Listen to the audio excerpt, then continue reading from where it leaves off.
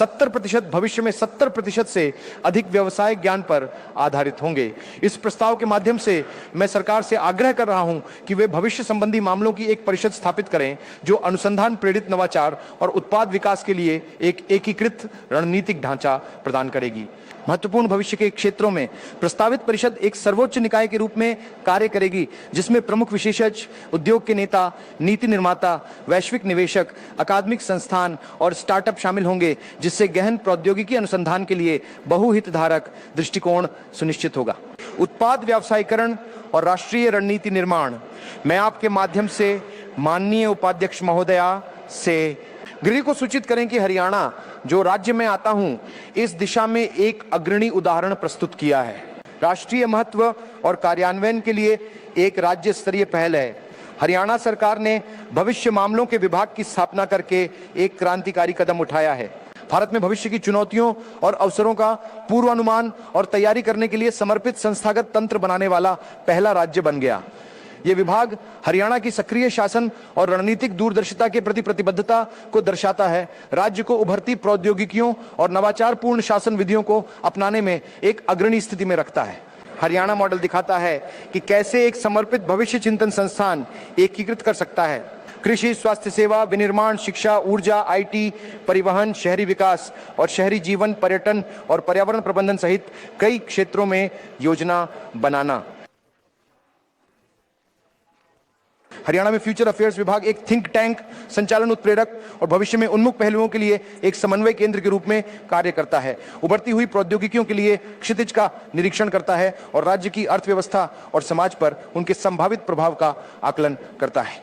राज्य का दृष्टिकोण दर्शाता है कि भारत में संघीय संरचनाएं कैसे शासन मॉडल को नवाचार, प्रवर्तन और आरंभ कर सकती हैं, जिन्हें बाद में राष्ट्रीय स्तर पर विस्तारित किया जा सकता है। भविष्य केंद्रित शासन के अनगिनत वैश्विक उदाहरण हैं। मैं कुछ उदाहरण देना चाहूंगा ताकि हम इस पर सूचित निर्णय ले सकें। मैं कुछ विकास के उदाहरण देना चाहूंगा जो संयुक्त अरब अमीरात में हुए हैं, जहां उन्होंने व्यापक भविष्य शासन की स्थापना की है। UAE ने उच्चतम सरकारी स्तर पर भविष्य की योजना के प्रति संस्थागत प्रतिबद्धता दिखाते हुए वर्ष 2016 में कैबिनेट मामलों और भविष्य मंत्रालय की स्थापना की। 2017 में कृत्रिम बुद्धिमत्ता के राज्य मंत्री का पद बनाया।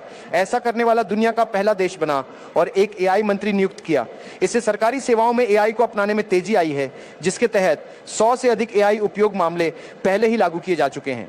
परिणाम स्वरूप UAE ने ग्लोबल इनोवेशन इंडेक्स में 30वें स्थान से 9वें स्थान पर अपनी स्थिति बढ़ा ली है। 2016 और 23 के बीच डिजिटल सरकारी सेवाएं अब उसके कारण प्रतिवर्ष लगभग 2.5 अरब दिरहम की बचत करती हैं। सिंगापुर एक और अच्छा उदाहरण है जिसने स्ट्रेटेजिक फोरसाइट और एग्जीक्यूशन एक्सीलेंस की स्थापना की है।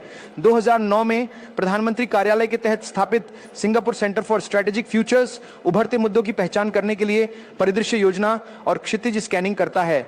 रिसर्च, इनोवेशन और एंटरप्राइज RI 25 योजना आवंटित करती है।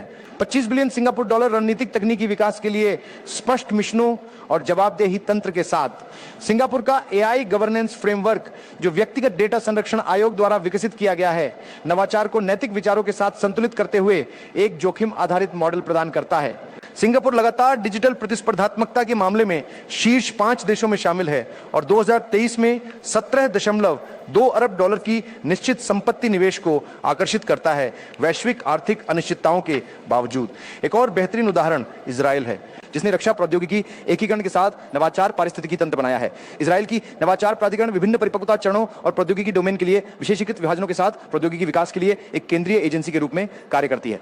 सरकार अनुसंधान और विकास के लिए सकल घरेलू उत्पाद का 5.6% आवंटित करती है, जो कि वैश्विक स्तर पर सबसे अधिक है, रक्षा जरूरतों और व्यावसायिक अनुप्रयोगों के बीच रणनीतिक समन्वय के साथ। इजराइल का तकनीकी इंक्यूबेटर कार्यक्रम उच्च जोखिम वाले स्टार्टअप्स के लिए 85% धन प्रदान करता है और इजरायली डिफेंस फोर्सेस यूनिट 8200 38,200 का कार्य साइबर और AI प्रौद्योगिकियों के लिए एक टैलेंट इंक्यूबेटर के रूप में होता है, जिसमें सैन्य नवाचारों और नागरिक अनुप्रयोगों के लिए संरचित मार्ग होते हैं।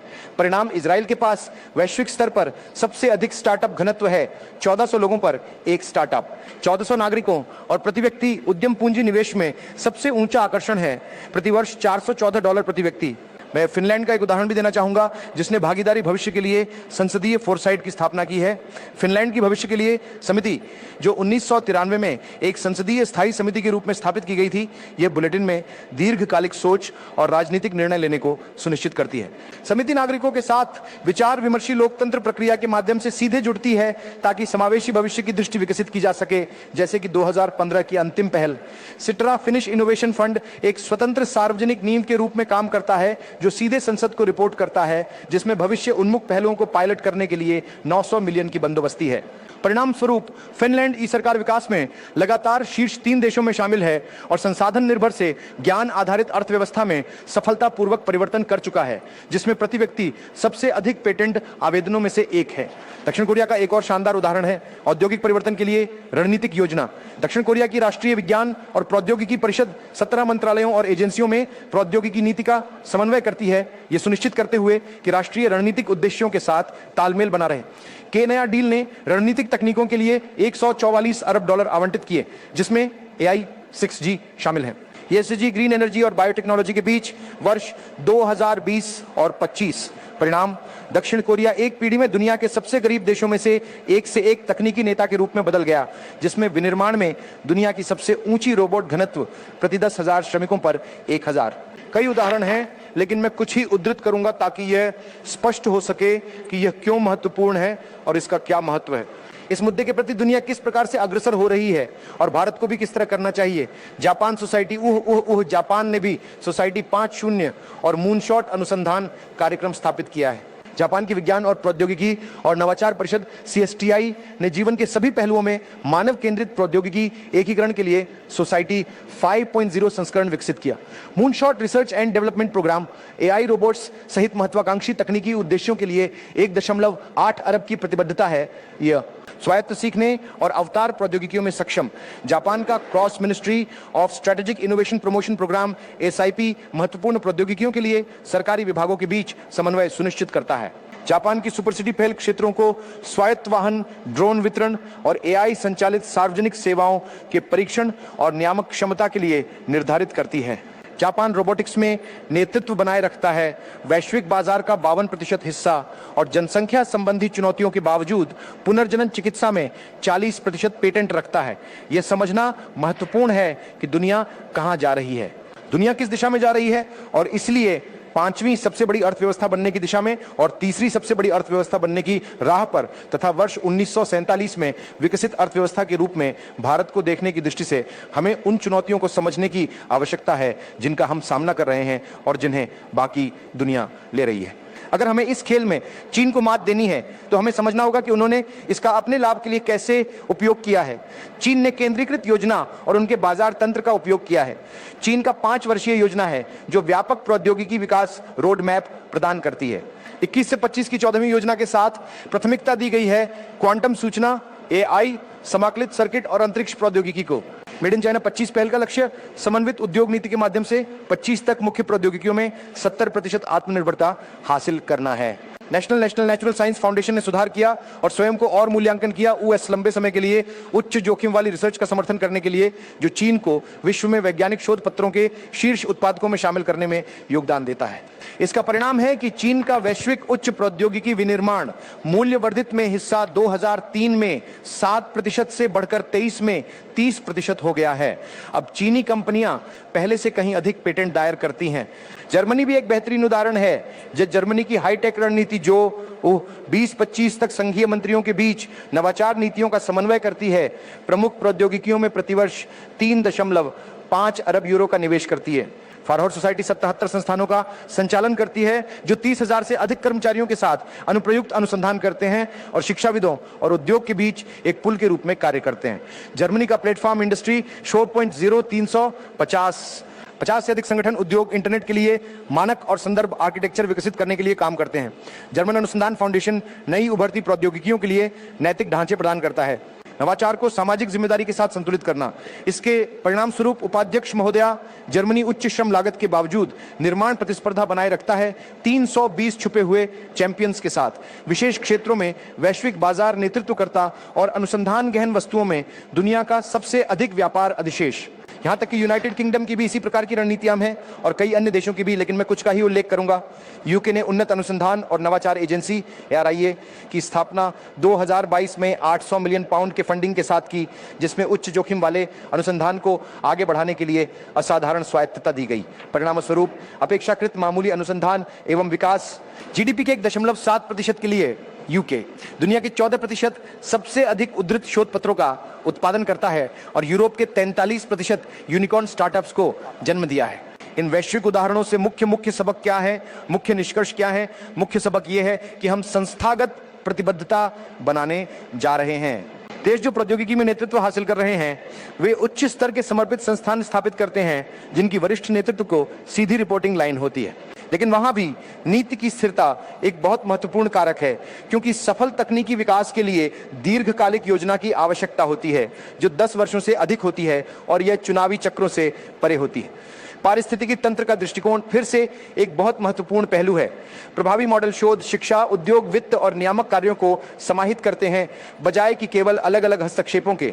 सार्वजनिक निजी सहयोग सबसे सफल कार्यक्रम सार्वजनिक रणनीतिक दिशा को निजी क्षेत्र की नवाचार और व्यावसायिकता क्षमताओं के साथ मिलाकर कार्य करते हैं। जोखिम सहनशीलता, या यह भी बहुत महत्वपूर्ण है। उभरती प्रौद्योगिकियों में नेता उच्च जोखिम, उच्च लाभ अनुसंधान स्टार्टअप के लिए बहु विषयीकरण एकीकरण के साथ विशेष वित्त पोषण तंत्र लागू करते हैं जो भविष्य केंद्रित है।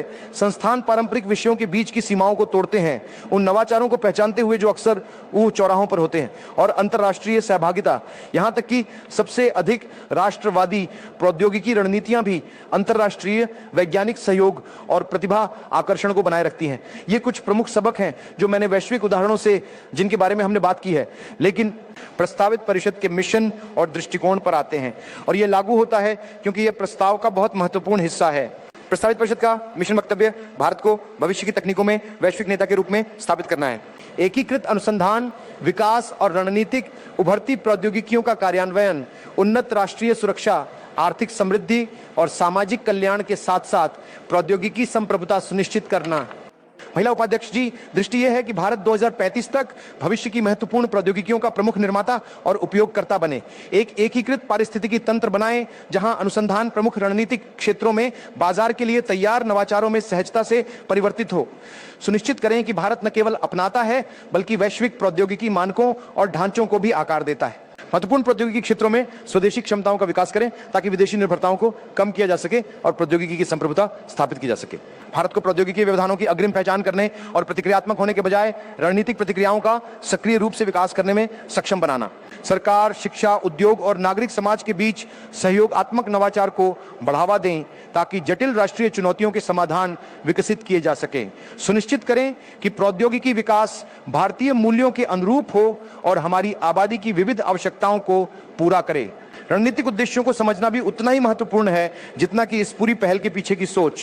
उन महत्वपूर्ण प्रौद्योगिकी क्षेत्रों को पहचानें और प्राथमिकता दें जहां भारत नेतृत्व स्थापित कर सकता है या संप्रभु क्षमताएं सुनिश्चित करनी आवश्यक हैं। प्रयोगशाला से बाजार तक प्रौद्योगिकी हस्तांतरण को तेज करें, संस्थागत बाधाओं को कम करके और अनुसंधान से उत्पादन तक एकीकृत मार्ग विकसित करके तकनीकी व्यवधानों और सामाजिक आर्थिक प्रभावों की भविष्यवाणी करने के लिए रणनीतिक पूर्वानुमान क्षमताओं का विकास करें। भारतीय नवाचारों की रक्षा करते हुए उनके व्यवसायीकरण को सक्षम करने के लिए एक सुदृढ़ बौद्धिक संपदा ढांचा बनाएं। एक प्रतिभा, शिक्षा और कौशल विकास को भविष्य की प्रौद्योगिकी आवश्यकताओं के साथ मेल खाते हुए एक पाइपलाइन बनाना, रणनीतिक राष्ट्रीय हितों की रक्षा करते हुए अंतर्राष्ट्रीय सहयोग को बढ़ावा देना। इस प्रस्ताव का सबसे महत्वपूर्ण पहलू मोदी सरकार की दृष्टि के साथ संरेखण है। डिजिटल इंडिया और तकनीकी आत्मनिर्भरता।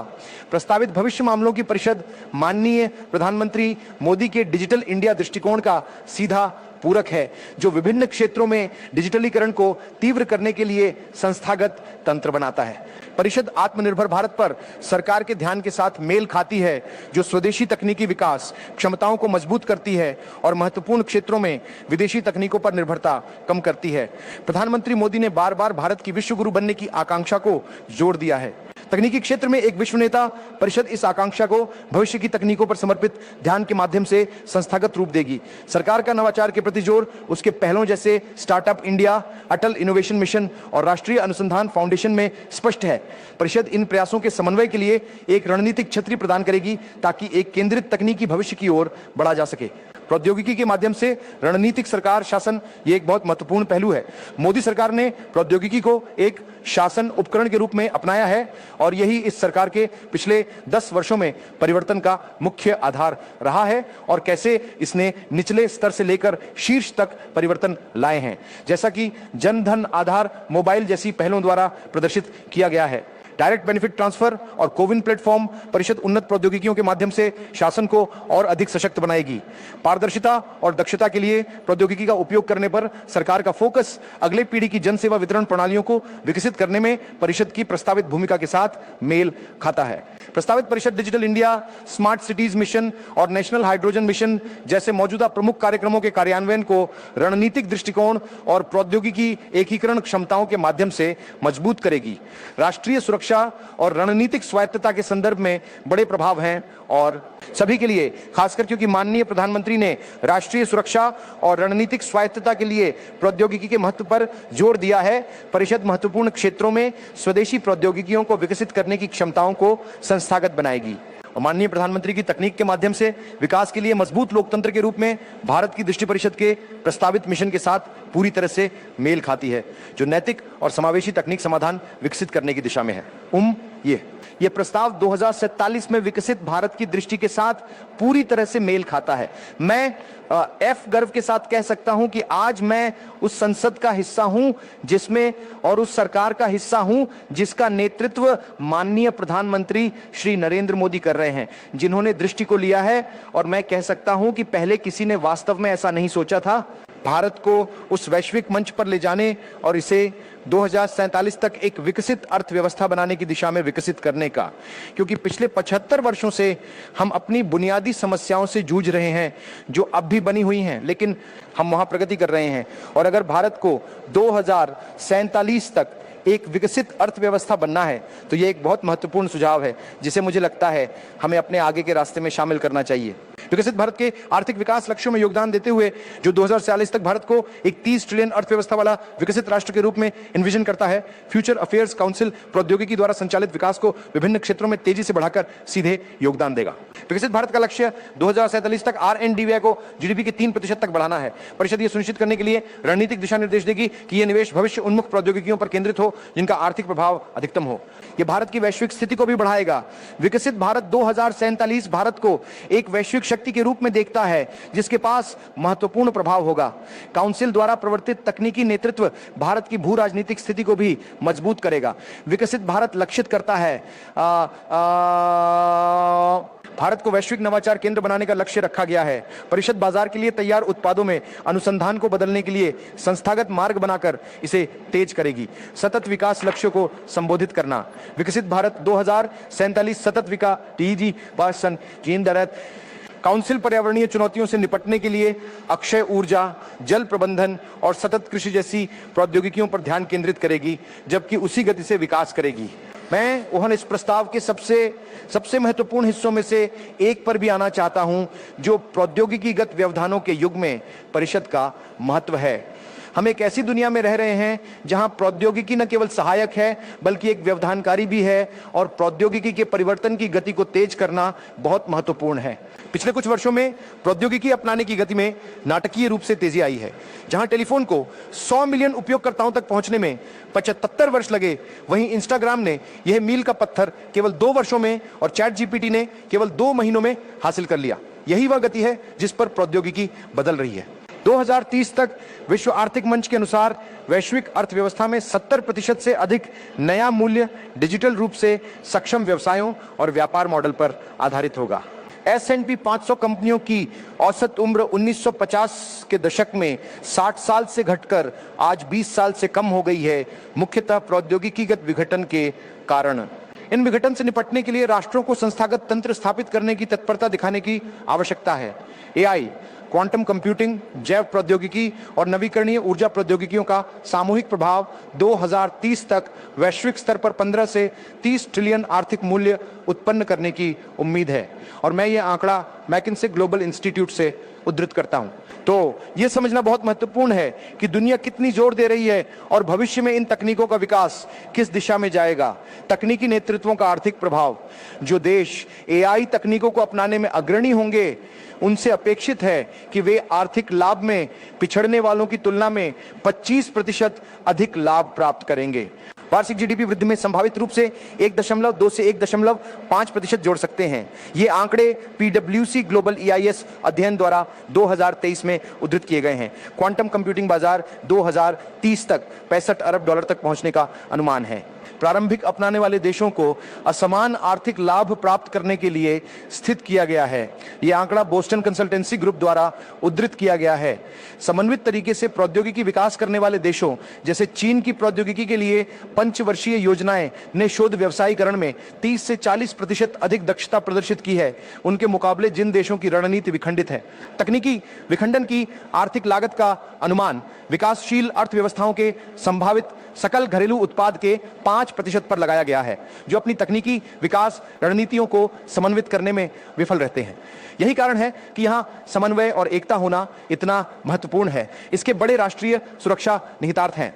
मैंने इसके बारे में पहले संक्षेप में बात की है, लेकिन आप जानते हैं मैं एक अधिक महत्वपूर्ण बिंदु पर जाना चाहता हूं। भारत क्यों भविष्य की तकनीकों में अग्रणी बनने की अनूठी स्थिति में है। आज हम दुनिया का सबसे युवा देश हैं। हमारे देश का अधिकांश हिस्सा 35 वर्ष से कम आयु का है। हमारे पास एक बड़ी जनसांख्यिकी लाभ है और भारत के पास विश्व की सबसे बड़ी युवा जनसंख्या है, जिसमें 25 वर्ष से कम उम्र के 600 से अधिक मिलियन नागरिक हैं, जो तकनीकी नवाचार के लिए अद्वितीय प्रतिभा पूल बनाते हैं। भारत प्रतिवर्ष 1.25 मिलियन से अधिक इंजीनियरिंग ग्रेजुएट्स का उत्पादन करता है, जो विश्व में सबसे अधिक है और तकनीकी प्रतिभा का एक स्थिर प्रवाह प्रदान करता है। भारत में औसत आयु 28 वर्ष है, जबकि चीन में यह 38, यूरोप में 42 और अमेरिका में 38 वर्ष है। संयुक्त राष्ट्र की जनसंख्या प्रक्षेपणों के अनुसार भारत को 2055 तक जनसांख्यिकी लाभ मिलेगा। भारत के पास दुनिया में दूसरा सबसे बड़ा अंग्रेजी बोलने वाला वैज्ञानिक और तकनीकी कार्यबल है, जो वैश्विक सहयोग और ज्ञान के आदान प्रदान को सुगम बनाता है। ये बहुत प्रासंगिक और महत्वपूर्ण बिंदु है मैडम, लेकिन साथ ही डिजिटल इंफ्रास्ट्रक्चर ग्रहण करना भी शामिल है। मैं वास्तव में इस बिंदु पर जोर देना चाहता हूं, क्योंकि पिछले 10 वर्षों में सरकार द्वारा किए गए अच्छे काम कैसे हम और इसके साथ एकीकृत, इसलिए भारत का यूनिफाइड पेमेंट इंटरफेस यूपीआई वित्तीय वर्ष 2024 में 117 अरब लेन देन प्रक्रियाओं को 122 ट्रिलियन मूल्य में संसाधित किया, जो डिजिटल वित्तीय संरचनाओं में अद्वितीय पैमाना प्रदर्शित करता है। 950 मिलियन से अधिक इंटरनेट उपयोगकर्ताओं के साथ और स्मार्टफोन पहुंच के 2030 तक 1 अरब तक पहुंचने की उम्मीद है। सन 2026 तक भारत ने प्रौद्योगिकी अपनाने के लिए एक विशाल आधार तैयार किया है। इंडिया स्टैक, आधार, यूपीआई, डिजिलॉकर आदि ने अभूतपूर्व स्तर और गति पर सार्वजनिक डिजिटल बुनियादी ढांचे का निर्माण करने की भारत की क्षमता को प्रदर्शित किया है। भारत का डेटा उपभोग तेजी से बढ़कर प्रति उपयोगकर्ता प्रति माह 20 गीगाबाइट से अधिक हो गया है, जो दुनिया में सबसे अधिक में से है, जिससे एआई और एमएल एप्लीकेशंस के लिए एक बहुत ही समृद्ध डेटाबेस तैयार हुआ है। नवाचार, इको प्रणाली और इसे मजबूत करना। भारत के पास विश्व का तीसरा सबसे बड़ा स्टार्टअप इकोसिस्टम है, जिसमें 1 लाख से अधिक पंजीकृत स्टार्टअप्स और 100 से अधिक यूनिकॉर्न्स हैं, जो मजबूत और उद्यमशीलता की क्षमता को दर्शाते हैं। देश ने 25 नवाचार और प्रौद्योगिकी विकास केंद्रों, 15 प्रौद्योगिकी व्यापार इनक्यूबेटरों और कई केंद्र राज्य सहयोगी प्रौद्योगिकियों का नेटवर्क स्थापित किया है। 2023 में वैश्विक नवाचार सूचकांक पर भारत 48वें स्थान पर है। 2015 से 41 से अपनी स्थिति में सुधार करते हुए नवाचार क्षमताओं में महत्वपूर्ण गति दिखाई है। पिछले 10 वर्षों में मजबूत नेतृत्व और नीति वातावरण बनाया गया है। राजनीतिक इच्छा शक्ति, परिवर्तन लाने की दृढ़ राजनीतिक इच्छा शक्ति जो जमीन पर बहुत स्पष्ट दिखाई देती है। और मुझे कुछ बातें उद्धृत करने दें। डिजिटल इंडिया कार्यक्रम ने नागरिकों और सरकार के बीच संपर्क को बदल दिया है। अब 4000 से अधिक सरकारी सेवाएं ऑनलाइन उपलब्ध हैं, जिसने भ्रष्टाचार को कम किया है और दक्षता में सुधार किया है, जो इसका एक मुख्य आधार है। पारदर्शिता और जवाबदेही लाने के लिए एक परिवर्तनकारी तरीके का प्रस्ताव। आप इस प्रक्रिया में पूरी तरह से पारदर्शी हैं, जैसा कि सरकार पिछले 10 वर्षों से कर रही है। जेएम ट्रिनिटी जन धन आधार मोबाइल ने 28 लाख करोड़ रुपए के प्रत्यक्ष लाभ हस्तांतरण को सक्षम किया है, जिससे 2.2 लाख करोड़ रुपए के अनुमानित रिसाव को समाप्त कर पारदर्शी शासन सुनिश्चित हुआ है। सरकारी ई मार्केटप्लेस जेम ने 4,50,000 करोड़ से अधिक के लेन देन प्रक्रिया की है, जिससे सार्वजनिक खरीद में पारदर्शिता आई है और एमएसएमई को सरकारी अनुबंधों को तेजी से प्राप्त करने में सक्षम बनाया है। बहुत सारे उदाहरण हैं, सूची इतनी लंबी है कि मैं इसे जारी रख सकता हूं, लेकिन मौलिक धारणा यह है कि भारत एक परिवर्तन के रास्ते पर है और हम 2047 तक एक विकसित भारत बनने की दिशा में बढ़ रहे हैं और यह आज का सुझाव निश्चित रूप से उस प्रक्रिया में मदद कर सकता है। लेकिन मैं यह भी बताना चाहता हूं कि विघटनकारी टेक्नोलॉजीज ने कैसे वैश्विक शक्ति गतिकी को आकार दिया है और यह एक अत्यंत महत्वपूर्ण बिंदु है। तेल संसाधनों की खोज और नियंत्रण ने 20वीं सदी में वैश्विक शक्ति संरचनाओं को मूल रूप से पुनः आकार दिया, जिसमें संयुक्त राज्य अमेरिका ने अपनी तेल प्रचुरता का उपयोग करके दुनिया के एक महाशक्ति के रूप में अपनी वृद्धि को बढ़ावा दिया। देश जो रणनीतिक रूप से अपने तेल संसाधनों का प्रबंधन करते हैं, जैसे नॉर्वे सॉवरेन वेल्थ फंड, उन्होंने एकीकृत समृद्धि उत्पन्न की। विश्व युद्ध द्वितीय के बाद परमाणु तकनीक ने वैश्विक सुरक्षा संरचना को बदल दिया। उन देशों के साथ जिनके पास परमाणु क्षमता है, उन्हें महत्वपूर्ण भू राजनीतिक लाभ मिला है, जैसे फ्रांस, जिसने नागरिक परमाणु ऊर्जा को विकसित कर ऊर्जा आयात में 40% की कमी की, जिससे आर्थिक स्वायत्तता मजबूत हुई। सेमीकंडक्टर क्रांति ने दक्षिण कोरिया, ताइवान और जापान जैसी अर्थव्यवस्थाओं को विकासशील स्थिति से विश्व आर्थिक शक्तियों में बदल दिया। सेमीकंडक्टर विनिर्माण पर ताइवान के रणनीतिक ध्यान का परिणाम है कि टीसीएमसी वैश्विक फाउंड्री बाजार का 60% और उन्नत शिप उत्पादन का 90% नियंत्रित करता है। इंटरनेट क्रांति ने संयुक्त राज्य अमेरिका को आर्थिक और सांस्कृतिक प्रभुत्व स्थापित करने में सक्षम बनाया, जहां अमेरिकी टेक कंपनियां अब दुनिया की 10 सबसे मूल्यवान कंपनियों में से 7 का प्रतिनिधित्व करती हैं। इंटरनेट प्रौद्योगिकियों द्वारा निर्मित आर्थिक मूल्य का लगभग 70% अमेरिका ने कब्जा किया। प्रौद्योगिकी चालित नेतृत्व के समकालीन उदाहरण, इजराइल ने प्रौद्योगिकी में रणनीतिक निवेश के माध्यम से खुद को एक स्टार्टअप राष्ट्र में बदल लिया है। यहां प्रति 1400 लोगों पर एक स्टार्टअप की उच्चतम घनत्व है। इस ध्यान के कारण एक टेक क्षेत्र विकसित हुआ है जो इजराइल की सीमित प्राकृतिक संसाधनों के बावजूद जीडीपी में 15% योगदान देता है। साउथ कोरिया की बैटरी तकनीकों के लक्षित विकास के परिणाम स्वरूप कोरियाई कंपनियों के पास वैश्विक ईवी बैटरी बाजार का 30% से अधिक हिस्सा है। देश को इलेक्ट्रिक वाहन क्रांति के केंद्र में स्थित करते हुए सिंगापुर की रणनीतिक बायोटेक्नोलॉजी पर ध्यान केंद्रित करने की बायोनीति पहल ने इसे एशिया का प्रमुख बायोमेडिकल हब बना दिया है, जिससे 25 अरब डॉलर से अधिक का निवेश आकर्षित हुआ है और 8% की जीडीपी योगदान वाला क्षेत्र विकसित हुआ है। आर्थिक प्रभाव प्रौद्योगिकी और नेतृत्व पर वे देश जो अग्रणी हैं अपनाने में, और ये एक बहुत महत्वपूर्ण बिंदु है उपाध्यक्ष महोदया, जो देश पहले की डिजिटल प्रौद्योगिकियों की लहरों को अपनाने में अग्रणी थे, उन्होंने 25% अधिक जीडीपी वृद्धि दर का अनुभव किया। आने वाले दशकों में विश्व बैंक के आंकड़ों के अनुसार गैर राष्ट्रीय राज्य जिन्होंने उभरती तकनीकों के लिए समन्वित दृष्टिकोण अपनाया है, ने शोध और विकास निवेश पर 40% अधिक प्रतिफल दिखाया है, उनके मुकाबले जिन देशों में विखंडित दृष्टिकोण थे। आर्थिक प्रभाव अकेले एआई का अनुमान 2030 तक 15.7 ट्रिलियन का है, जिसमें 70% लाभ शुरुआत करने वाले देशों को मिलेगा, पीडब्ल्यूसी के अनुसार।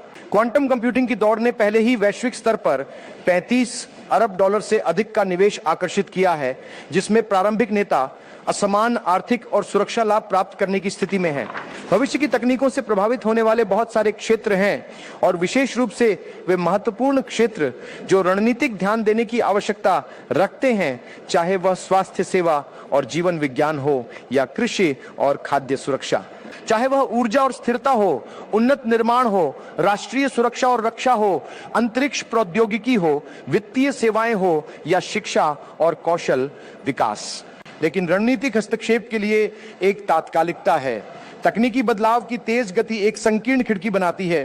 प्रारंभिक चालकों के साथ नेतृत्व की स्थिति स्थापित करने के लिए, मानक निर्धारण में महत्वपूर्ण लाभ प्राप्त करने और बाजार पर कब्जा करने के लिए उभरती प्रौद्योगिकियों के अंतर क्षेत्रीय प्रभाव समन्वय दृष्टिकोण की आवश्यकता पैदा करते हैं, बजाय कि अलग अलग विभागीय पहल के। अंतर्राष्ट्रीय प्रौद्योगिकी शासन ढांचे सक्रिय रूप से आकार ले रहे हैं, खासकर क्योंकि इसका दोहरा उपयोग होता है और कई फीचर टेक्नोलॉजी की प्रकृति नागरिक और सैन्य अनुप्रयोगों पर आधारित होती है। भविष्य की प्रौद्योगिकियों के उपयोग मामलों की कोई गिनती नहीं है, चाहे वह चिकित्सा में एआई सक्षम निदान हो, टेलीमेडिसिन और दूरस्थ निगरानी, सटीक चिकित्सा और जीनोमिक्स, एआई के माध्यम से दवा की खोज, स्टेम सेल थेरेपी और पुनर्योजी चिकित्सा, स्टेम सेल उपचार और अपक्षयी रोग, जीन संपादन आनुवंशिक विकारों के लिए, कैंसर के लिए इम्यूनोथेरेपी, 3D बायोप्रिंटिंग ऊतकों और अंगों के लिए डिजिटल चिकित्सीय और नुस्खा एप्स, अनगिनत उदाहरण। लेकिन इन प्रौद्योगिकियों के सबसे महत्वपूर्ण पहलुओं में से एक ये है कि इसके कई रूप हैं। उदाहरण के लिए ब्लॉकचेन प्रौद्योगिकी, एक तरफ इसका उपयोग क्रिप्टो करेंसी के लिए किया जा सकता है और हम सभी इसके प्रभावों को जानते हैं। दूसरी ओर ब्लॉकचेन तकनीक का उपयोग शासन के लिए किया जा सकता है, इस बात को सुनिश्चित करने के लिए कि डेटा सुरक्षा सुनिश्चित की जा सके, और विशेष रूप से इसे सरकारी व्यवस्था में शामिल करके हम पारदर्शिता सुनिश्चित करेंगे, जैसे साथ ही एक अधिक मात्रा की जवाबदेही। तो आइए मैं आपको बताता हूं कि ब्लॉकचेन तकनीक का उपयोग क्रिप्टो करेंसी से परे कैसे किया जा सकता है। सप्लाई चेन की पारदर्शिता और ट्रेसेबिलिटी, ब्लॉकचेन उत्पाद की उत्पत्ति की अपरिवर्तनीय रिकॉर्ड प्रदान कर सकता है। कैसे वार्षिक 50 अरब से अधिक मूल्य के कृषि निर्यात के लिए हैंडलिंग और गुणवत्ता प्रमाणन महत्वपूर्ण है। प्रमाणित उत्पत्तियों की प्रीमियम कीमत के माध्यम से निर्यात मूल्य को 15 से 20% तक बढ़ा सकता है, जैसा कि भविष्य में आने वाले कई यूरोपीय संघ के कानूनों के मामले में होता है। भूमि रिकॉर्ड प्रबंधन, वितरित खाता प्रौद्योगिकी छेड़छाड़ प्रूफ भूमि स्वामित्व रिकॉर्ड बना सकती है, जो संभवतः भारत के अनुमानित 7.7 मिलियन भूमि विवाद मामलों का समाधान कर सकती है, जो 9.5 लाख करोड़ की आर्थिक मूल्य को रोकते हैं।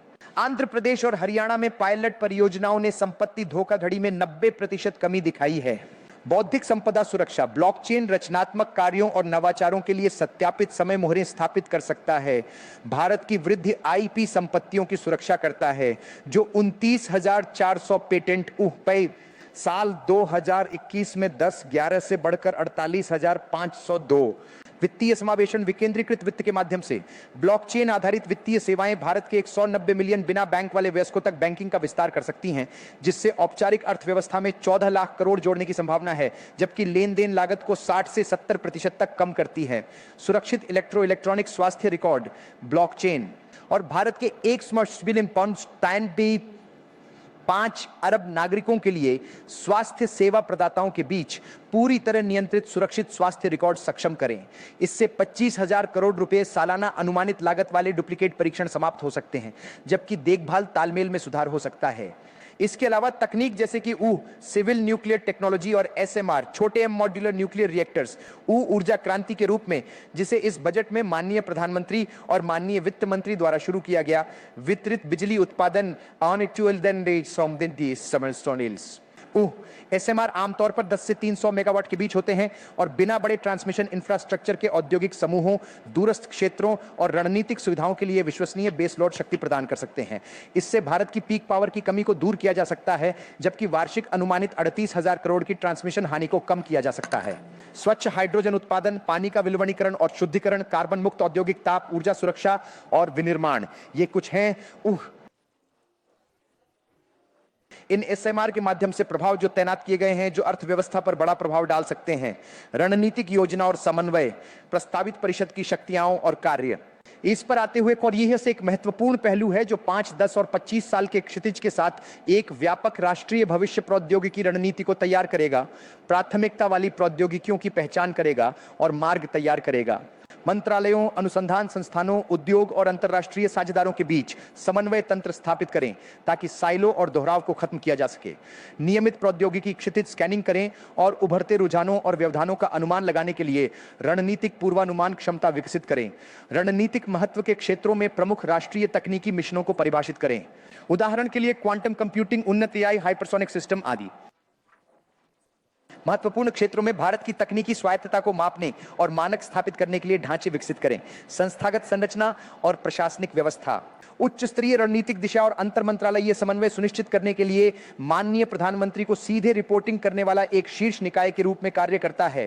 प्रमुख प्रौद्योगिकी क्षेत्रों के लिए अनुसंधान और उत्पाद विकास परिषदों की स्थापना करें। प्रत्येक के लिए समर्पित अनुसंधान सुविधाएं, उद्योग साझेदारियां और वाणिज्यिकीकरण मार्ग हों। एक रणनीतिक प्रौद्योगिकी सलाहकार बोर्ड का गठन करें जिसमें शैक्षिक संस्थानों, उद्योग क्षेत्र से प्रतिष्ठित विशेषज्ञ शामिल हों। उद्योग, रक्षा और नागरिक समाज स्वतंत्र मार्गदर्शन प्रदान करने के लिए तकनीकी निवेश, साझेदारियों और रणनीतिक परिवर्तनों पर त्वरित निर्णय लेने के लिए संस्थागत तंत्र विकसित करें। प्रौद्योगिकी मूल्यांकन, रणनीतिक खुफिया, अंतर्राष्ट्रीय सहयोग और नीति विकास के लिए विशेषीकृत सेल के साथ एक समर्पित सचिवालय स्थापित करें। अनुसंधान और नवाचार पारिस्थितिकी तंत्र का विकास। प्राथमिकता वाले प्रौद्योगिकी क्षेत्रों में मौलिक और अनुप्रयुक्त अनुसंधान के लिए पर्याप्त बहुस्तरीय धन आवंटित करता है। दीर्घकालिक अनुसंधान कार्यक्रमों पर स्थिरता सुनिश्चित करता है। विशेष क्षेत्रों पर केंद्रित उन्नत प्रौद्योगिकी अनुसंधान संस्थानों का एक नेटवर्क बनाता है, जैसे क्वांटम कंप्यूटिंग और एडवांस्ड मटेरियल्स इत्यादि। विश्व स्तरीय सुविधाओं और प्रतिभा के साथ उद्योग अकादमिक सहयोग के लिए ढांचे स्थापित करें, जिसमें संयुक्त अनुसंधान कार्यक्रम, प्रतिभा आदान प्रदान और साझा अवसंरचना शामिल हों। उच्च जोखिम, उच्च इनाम अनुसंधान के लिए विशेष अनुदान तंत्र विकसित करें, जिनमें सरल आवेदन प्रक्रियाएं और रिपोर्ट मेगा आवश्यकताएं हों। प्रौद्योगिकी तत्परता स्तर 3 से 4 तक अनुसंधान को वाणिज्यिक अनुप्रयोगों में TRL 7 से 9 तक स्थानांतरित करने के लिए संस्थागत मार्ग बनाएं। वाणिज्यीकरण और औद्योगिक विकास। बौद्धिक संपदा प्रबंधन, लाइसेंसिंग और स्टार्टअप्स में विशिष्ट विशेषज्ञता के साथ प्रौद्योगिकी हस्तांतरण कार्यालयों की स्थापना करें और प्रौद्योगिकी खरीद पहलों को लागू करें, ताकि रणनीतिक नवाचार के लिए प्रारंभिक बाजार तैयार किया जा सके, जैसे कि संयुक्त राज्य अमेरिका में रक्षा उन्नत अनुसंधान परियोजनाएं एजेंसी। विधायी और नियामक ढांचे का विकास। उभरती प्रौद्योगिकियों को संचालित करने के लिए आवश्यक कानूनी सुधारों पर संसद और सरकार को सलाह दें, साथ ही नवाचार को सक्षम करें। जोखिमों को संबोधित करते हुए प्रयोग और पुनरावृत्ति की अनुमति देने के लिए फुर्तीले नियामक ढांचे विकसित करें। जटिल तकनीकी क्षेत्रों के लिए विशेष नियामक क्षमताओं का निर्माण करें, जिनके लिए गहन तकनीकी विशेषज्ञता की आवश्यकता होती है, जैसे कि बायोटेक और क्वांटम क्वांटम क्रिप्टोग्राफी। उभरती प्रौद्योगिकियों के लिए विनियम विकसित करने हेतु प्रत्याशित शासन तंत्र स्थापित करें, ताकि व्यापक अपनाने से पहले स्थापित हित न बने। अंतर्राष्ट्रीय निकायों के साथ समन्वय करें, ताकि वैश्विक प्रौद्योगिकी शासन ढांचे में भारतीय दृष्टिकोण परिलक्षित हो सके। मानव पूंजी विकास। रणनीतिक प्रौद्योगिकी क्षेत्रों में असाधारण प्रतिभा की पहचान और पोषण के लिए विशेष फेलोशिप कार्यक्रम बनाएं। यह सुनिश्चित करने के लिए उद्योग और शैक्षणिक पाठ्यक्रम सहयोग विकसित करें कि शैक्षिक कार्यक्रम फ्रंटियर प्रौद्योगिकी कौशल के साथ समन्वयित हों। शैक्षिक संस्थान, उद्योग और सरकार के बीच प्रतिभा प्रवाह को सक्षम करने के लिए शोधकर्ता गतिशीलता कार्यक्रम स्थापित करें। मध्यम कैरियर पेशेवरों के लिए उभरती हुई प्रौद्योगिकियों और क्षेत्रों में अनुकूलन हेतु विशेष प्रशिक्षण कार्यक्रम बनाइए। अग्रणी शोधकर्ताओं और उद्यमियों को भारत के तकनीकी परितंत्र में लाने के लिए अंतर्राष्ट्रीय प्रतिभा आकर्षण कार्यक्रम विकसित करें। अंतर्राष्ट्रीय सहयोग और रणनीतिक साझेदार मिशन की भावना के साथ हम संसाधनों को एकत्रित करने, क्षमताओं को साझा करने और सामान्य मानकों को विकसित करने के लिए समान विचारधारा वाले राष्ट्रों के साथ रणनीतिक प्रौद्योगिकी साझेदारी स्थापित कर सकते हैं। प्रौद्योगिकी वार्ताओं और साझेदारियों के लिए विशेष कूटनीतिक क्षमताओं का निर्माण करें। राष्ट्रीय सुरक्षा की रक्षा करते हुए वैश्विक वैज्ञानिक सहयोग को सक्षम बनाने वाले जिम्मेदार प्रौद्योगिकी हस्तांतरण के लिए रूपरेखाएं विकसित करें। भारतीय मूल्यों और हितों के साथ संरेखित वैश्विक मानदंडों को आकार देने के लिए अंतर्राष्ट्रीय प्रौद्योगिकी शासन मंचों में सक्रिय रूप से भाग लें। प्रवासी भारतीयों की भागीदारी के लिए विशेष कार्यक्रम बनाएं, ताकि राष्ट्रीय प्रौद्योगिकी विकास के लिए वैश्विक भारतीय प्रतिभा को जोड़ा जा सके। शोध, स्टार्टअप और बाजार विकास पर प्रभाव। शोध पारिस्थितिकी तंत्र को बदलते हुए परिषद की एकीकृत दृष्टिकोण से शोध व्यापारिकीकरण दरें वर्तमान 5 से 7% से बढ़कर 20 से 25% तक हो सकती हैं। प्रयोगशालाओं से बाजार तक स्पष्ट मार्ग तैयार कर। दीर्घकालिक स्थिर वित्त पोषण प्रतिबद्धताएं उच्च जोखिम, उच्च इनाम वाले शोध कार्यक्रमों को सक्षम बनाएंगी, जो वर्तमान में अल्पकालिक अनुदान चक्रों के तहत संघर्ष करते हैं। विशेषीकृत अनुसंधान संस्थानों का नेटवर्क। शोध संस्थान रणनीतिक क्षेत्रों में महत्वपूर्ण क्षमता हासिल कर सकते हैं, जैसे कि कैसे इसरो ने अंतरिक्ष क्षमताओं को निरंतर संस्थागत विकास के माध्यम से रूपांतरित किया। शोध उत्पादकता साझा बुनियादी ढांचे, कम प्रशासनिक बोझ और रणनीतिक समन्वय के माध्यम से 30 से 40% तक बढ़ सकती है। अंतर्राष्ट्रीय अनुसंधान सहयोग 33% भारत के उच्च प्रभाव वाले प्रकाशनों का प्रतिनिधित्व करता है, जो रणनीतिक साझेदारी और कार्यक्रमों के माध्यम से 45 से 50% तक बढ़ सकता है। इसलिए गहरी तकनीक स्टार्टअप वृद्धि को उत्प्रेरित करना। गहरी तकनीक स्टार्टअप पारिस्थितिकी तंत्र वर्तमान लगभग 3000 स्टार्टअप्स के आधार से 2030 तक 15 से 20,000 स्टार्टअप्स तक बढ़ सकता है, समर्पित इंक्यूबेशन और त्वरक कार्यक्रमों के माध्यम से। हार्डवेयर और गहरी तकनीक स्टार्टअप्स की जीवित रहने की दर 20 से 25% तक अभी में सुधर सकती है। विशेषित समर्थन तंत्र के माध्यम से 40 से 45% तक उनके विशिष्ट चुनौतियों को संबोधित करना। डीप टेक नवाचारों के लिए बाजार में आने का समय 30 से 40% तक कम हो सकता है सुव्यवस्थित नियामक मार्गों और प्रदर्शनीय अवसंरचना के माध्यम से। डीप टेक के लिए वेंचर फंडिंग बढ़ सकती है। वर्तमान 2 से 3 बिलियन प्रति वर्ष से 15 से 20 बिलियन तक 2030 तक समर्पित निवेश वाहनों और जोखिम साझा करने की व्यवस्थाओं के माध्यम से विकसित हो रही और बाजार में कई तरह की तेजी हो रही है। विकास और अपनाने में सार्वजनिक खरीद में वर्तमान में 5% से कम का प्रतिनिधित्व करने वाली इनोवेटिव तकनीकों की सरकारी खरीद मिशन चालित अधिग्रहण कार्यक्रमों के माध्यम से 15 से 20% तक बढ़ सकती है। नियामक सैंडबॉक्स और मानक विकास बाजार में प्रवेश की बाधाओं को नई प्रौद्योगिकियों के लिए 40 से 50% तक घटा सकते हैं। उद्योग में नई प्रौद्योगिकियों को अपनाना सामान्य मंचों और अंतर संचालन मानकों की स्थापना के द्वारा तेज हो सकता है, जो संभावित रूप से उत्पादकता वृद्धि को प्रतिवर्ष 1 से 2% तक बढ़ा सकता है। सामाजिक चुनौतियों पर केंद्रित रणनीतिक मिशन स्वास्थ्य देखभाल पहुंच, पर्यावरणीय स्थिरता और डिजिटल समावेशन का समाधान करने वाली तकनीकों के लिए शुरुआती बाजार बना सकते हैं। भारत की प्रौद्योगिकी निर्यात क्षमताएं वर्तमान सेवा प्रधान मॉडल से विस्तार कर सकती हैं। शामिल करें उन्नत हार्डवेयर और बौद्धिक संपदा, जो वर्ष 2030 तक वार्षिक निर्यात में संभावित रूप से 100 से 150 बिलियन डॉलर जोड़ सकते हैं। आर्थिक मूल्य सृजन प्रस्तावित परिषद की पहलों से, जैसा कि मैंने कहा, उत्पादकता में वृद्धि, नए उद्योगों का निर्माण और प्रतिस्पर्धात्मकता में सुधार के माध्यम से भारत की वार्षिक जीडीपी वृद्धि में लगभग 1 से 1.5% की वृद्धि हो सकती है। उच्च तकनीकी क्षेत्रों में प्रत्यक्ष रोजगार सृजन 2030 तक 5 से 7 मिलियन तक पहुंच सकता है। आपूर्ति श्रृंखला में 10 से 15 मिलियन अतिरिक्त अप्रत्यक्ष नौकरियां भी प्रक्रिया में उत्पन्न होंगी। महत्वपूर्ण प्रौद्योगिकियों में आयात प्रतिस्थापन से 2030 तक प्रतिवर्ष 30 से 50 अरब डॉलर की बचत हो सकती है, जिससे व्यापार संतुलन और आर्थिक लचीलापन में सुधार होगा। क्वांटम प्रौद्योगिकियों, उन्नत सामग्री और जैव प्रौद्योगिकी में नए उद्योग सृजन से वर्ष 2035 तक वार्षिक आर्थिक मूल्य में 100 से 150 अरब डॉलर तक का योगदान हो सकता है। रणनीतिक प्रौद्योगिकियों में सार्वजनिक निवेश निजी पूंजी का 3 से 5 गुना प्रभाव उत्पन्न कर सकता है, जिससे समग्र अर्थव्यवस्था के लिए एक गुणक प्रभाव पैदा होता है। उपाध्यक्ष महोदया, मैं अपने प्रस्तुतियों को समाप्त करना चाहता हूं और अपनी समाप्ति में मैं निश्चित रूप से सदन से इस विषय पर ध्यान देने का आग्रह करता हूं। यह अत्यधिक महत्वपूर्ण है, जो 2047 तक हमारे विकसित राष्ट्र बनने के मिशन को सीधे प्रभावित करता है। इस माह भविष्य के मामलों के लिए एक परिषद का गठन एक रणनीतिक अनिवार्यता का प्रतिनिधित्व करता है। भारत के लिए महत्वपूर्ण तकनीकी इतिहास के क्षण पर, जैसा कि हमने अध्ययन किया है, तकनीकी परिवर्तन की गति तेजी से बढ़ रही है और वे देश जो इन चुनौतियों और परिवर्तनों की भविष्यवाणी और इन्हें आकार देने के लिए संस्थागत तंत्र स्थापित करते हैं, वे आर्थिक समृद्धि में स्थायी लाभ प्राप्त करेंगे। राष्ट्रीय सुरक्षा और वैश्विक प्रभाव। हरियाणा की अग्रणी पहल उसके भविष्य मामलों के विभाग के साथ यह दर्शाती है कि कैसे प्रभावी शासन संरचनाएं प्रौद्योगिकी को अपनाने को विभिन्न क्षेत्रों में समन्वित कर सकती हैं। राष्ट्रीय स्तर पर भविष्य मामलों के लिए एक परिषद इस दृष्टिकोण को बढ़ाएगी, एक एकीकृत पारिस्थितिकी तंत्र का निर्माण करेगी, जबकि अनुसंधान को इन रणनीतिक क्षेत्रों में बाजार के लिए तैयार नवाचार में अनायास अनुवादित करती है। यह प्रस्ताव माननीय प्रधानमंत्री की दृष्टि के साथ पूरी तरह से मेल खाता है।